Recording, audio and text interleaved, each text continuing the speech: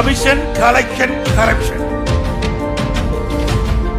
சுடலை பாபாவும் 200 திருடர்களும் சீரீஸ்ல நாம இன்னைக்கு பார்க்க போறது டாலர் சிட்டியான திருப்பூர் தெற்கு சட்டசபை தொகுதி எம்எல்ஏ கா செல்வராஜ் பத்தி தான்.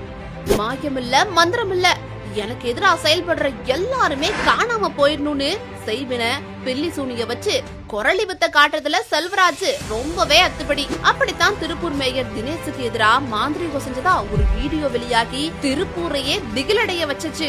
எம்எல்ஏ செல்வராஜ் எப்பவுமே போற இடத்துல எல்லாம் தனக்கு வரவேற்பு கொடுக்கணும்னு எதிர்பார்ப்பாருங்க. அப்படித்தான் அம்மா உணவகத்துக்கு போனப்ப கூட பசியோட நிறைய பேர் காத்துட்டு இருந்தாங்க. அப்படி இருந்தும் ஆடம்பரமா ஆராத்தி எடுக்க வச்ச பிறகுதான் அவங்களுக்கு எல்லாம் சாப்பாடு போட்டாங்கன்னு ஒரு குற்றச்சாட்டு இருக்கு.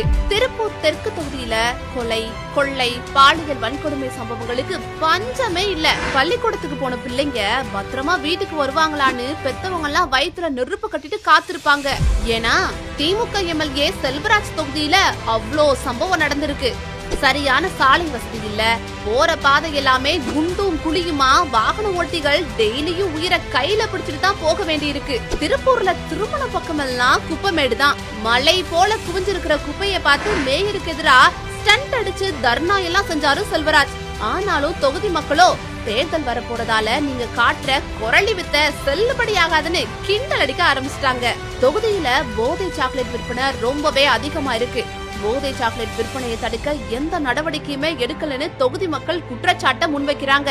திருப்பூர் பழைய பஸ் ஸ்டாண்டுக்கு முன்னாள் முதல்வர் கருணாநிதி பேரை வச்சதுக்கு எதிர்ப்பு தெரிவிச்சு மக்கள் எல்லாரும் போராட்டம்லாம் பண்ணாங்கன்னா பாத்துக்கோங்களேன்.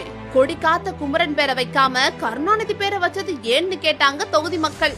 இத்தனை பிரச்சனை இருக்கிற திருப்பூர்ல இனியும் திமுகவுக்கு ஓட்டு போடக்கூடாதுன்னு மக்களே முடிவு பண்ணிட்டாங்க. திமுகவே ஊழல், ஊழல்லாம் திமுக.